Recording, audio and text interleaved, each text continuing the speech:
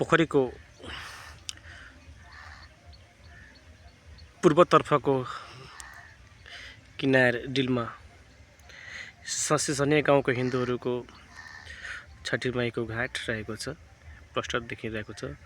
त्यस्तै जुन यो ढलान सिडी दुईटा रहेको छ त्यो छठी माईको घाटको लागि बनाइएको छ। त्यस्तै अरू पनि काम भइरहेको हुन्छ यसमा। त्यस्तै छ त्यहाँ सिसने गाउँको छठी माईको घाट। त्यस्तै अब यही जुन छ यही पोखरीको पश्चिम डिलमा रहेको छठी माईको घाट प्रष्ट रूपमा 1 2 3 देखिरहेको छ।